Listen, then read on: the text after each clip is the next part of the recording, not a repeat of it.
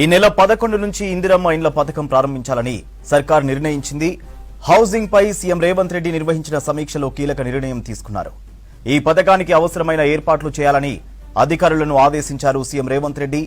ఇండ్లు లేని ప్రతి అర్హుడికి పథకం వర్తింపజేయాలన్నారు. ఈ పథకంలో ఇంటి స్థలం ఉన్న వారికి 5 లక్షలు ఇవ్వనున్నారు.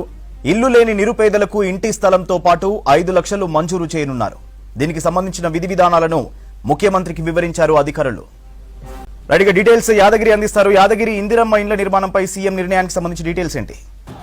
సూర్య, ఇవాళ సచివాలయంలో ఈ హౌసింగ్ సంబంధించి ప్రధానంగా ఇందిరమ్మ ఇండ్లకు సంబంధించిన దాని మీద ఇవాళ సీఎం రేవంత్ రెడ్డి సమీక్ష నిర్వహించారు. ఈ సమీక్షలో ప్రధానంగా ఏదైతే ఎన్నికల హామీలో భాగంగా కాంగ్రెస్ మేనిఫెస్టోలో పెట్టారో ఇందిరమ్మ ఇల్లు ఇస్తామని చెప్పేసి, దానికి సంబంధించి ఈ నెల 11న ఇందిరమ్మ ఇళ్లకు సంబంధించిన పథకం ప్రారంభిస్తామని చెప్పేసి సీఎం రేవంత్ రెడ్డి చెప్పారు. దానికి సంబంధించిన విధి విధానాలు ఖరారు చేయాలి. అంటే ఇప్పటికే అయితే ఇల్లు లేని ఏదైతే జాగా లేని వాళ్లకు 5 లక్షలు ఇస్తాము, దాంతో పాటు జాగాను కూడా ఇస్తామని చెప్పేసి గతంలో చెప్పారు. తర్వాత ఎవరికైతే ఇళ్ల స్థలం ఉంటుందో ఇళ్ల స్థలం ఉన్న వాళ్ళకి ఇల్లు నిర్మాణం కోసము 5 లక్షలు ఇస్తామని చెప్పేసి కాంగ్రెస్ చెప్పింది. కాబట్టి ఆ దిశగానే దానికి సంబంధించి నిజమైనటువంటి అర్హులు ఎవరు, గతంలో డబుల్ బెడ్రూమ్ ఇచ్చింది గత సర్కారు, సో దాంట్లో కూడా చాలా గందరగోళం నెలకొన్నది. నిజమైనటువంటి అర్హులకు అందకుండా పోయింది. పార్టీ కార్యకర్తలకు ఇచ్చారు, వాళ్ళ లీడర్లకే ఇచ్చారు. నిజమైనటువంటి అర్హులకు అందకుండా పోయిందనేసి పెద్ద ఎత్తున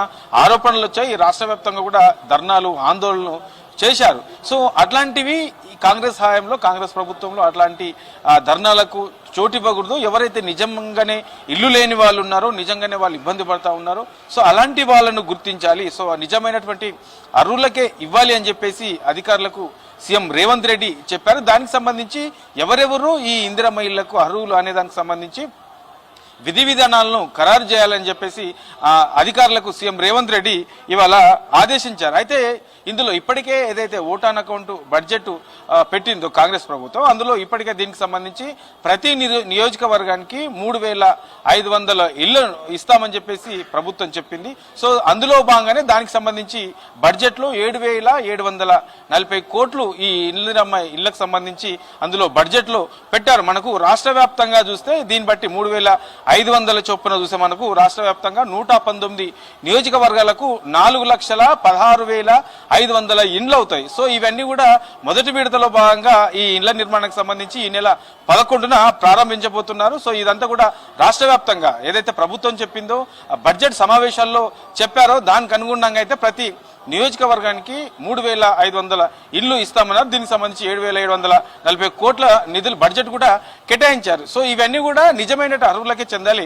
ఇప్పటికే ఏదైతే 6 గ్యారంటీలు ఉన్నాయో 6 గ్యారంటీలను 100 రోజుల్లో అమలు చేశామని చెప్పారు. కాబట్టి ఆ దిశగానే 100 రోజుల్లో చెప్పినట్టునే ప్రజలకు హామీ ఇచ్చినట్లుగానే 100 రోజుల్లో 6 గ్యారంటీలు అమలు చేసి తీరుతామని చెప్పేసి ఇప్పటికే సీఎం రేవంత్ రెడ్డి చెప్పారు. అందులో భాగంగానే ఇప్పటికే ఈ 6 గ్యారంటీల్లో 4 గ్యారంటీలు అమవుతున్నాయి. ఈ మధ్య కాలంలోనే గృహజ్యోతి, ఆ తర్వాత మహాలక్ష్మి, ఈ 2 పథకాలను కూడా సీఎం రేవంత్ రెడ్డి ప్రారంభించారు. ఆ తర్వాత ఈ వారం రోజుల గ్యాప్లోనే 4-5 రోజుల గ్యాప్లోనే మళ్ళీ దీనికి సంబంధించి కూడా ఈ ఏదైతే ఈ ఇందిరమ్మ ఇండ్లు ఉన్నాయో ఇందిరమ్మ ఇండ్లకు సంబంధించి ఇవాళ సమీక్ష నిర్వహించారు. ఈ సమీక్షలో ఈ నెల 11న ఈ ఇందిరమ్మ ఇండ్లకు సంబంధించి కూడా ప్రారంభిస్తామని చెప్పేసి సీఎం రేవంత్ రెడ్డి చెప్పారు. అంటే గతంలో ఎన్నికల మేనిఫెస్టోలో ఏదైతే పెట్టారో పేద ప్రజలకు ఏదైతే అవసరం ఉంది అని అనుకుంటున్నారో, సో ఈ 6 గ్యారంటీలు కూడా 100 రోజుల్లో అమలు చేస్తామని చెప్పేసి కాంగ్రెస్ చెప్పిందో దానికి అనుగుణంగానే ఈ 100 రోజుల్లో అమలు చేసే విధంగానే ఈ పథకాలకు సంబంధించి చాలా స్పీడప్ అయితే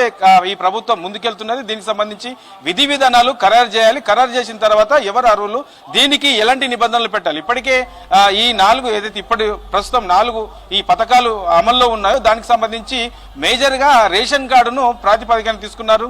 ఆ తర్వాత ఆధార్ కార్డును కూడా తీసుకున్నారు. మరి ఇందిరమ్మ ఇళ్లకు సంబంధించి ఎట్లా తీసుకోవాలి ఏంటి, సో ఎవరు అర్హులు, ఇప్పటి వరకు గత ప్రభుత్వంలో ఎంతమంది లబ్ధి పొంది ఉన్నారు, ఇంకా లబ్ధి పొందని వాళ్ళు ఎంతమంది ఉన్నారు, ఇప్పటికే గత ప్రభుత్వంలో కూడా చాలా మంది కూడా ఈ ఇండ్లకు సంబంధించి దరఖాస్తు చేసుకున్న వాళ్ళు కూడా ఉన్నారు. సో దాంట్లోకి వెళ్ళి కూడా అందులో ఎంతమంది అర్హులు ఉంటారు. మొన్న ఏదైతే డిసెంబర్ 28 నుంచి జనవరి 6 వరకు ప్రజాపాలన కార్యక్రమం పేరుతో తీసుకున్నటువంటి దరఖాస్తుల్లో సో ఇందిరమ్మ ఇళ్ల కోసం ఎంతమంది దరఖాస్తు చేసుకున్నారు, అందులో నిజమైనటువంటి అర్హులు ఎంతమంది, దీనికి సంబంధించి విధి విధానాలు ఎట్లా ఉండాలనే దానిపైన అధికారులకు పలు కీలకమైనటువంటి సూచనలు అయితే ఇవాళ సీఎం రేవంత్ రెడ్డి చెప్పారు. సో మొత్తానికి ఈ నెల 11న ఈ ఇందిరమ్మ ఇళ్లకు సంబంధించి కూడా ప్రారంభించబోతున్నారు సూర్య.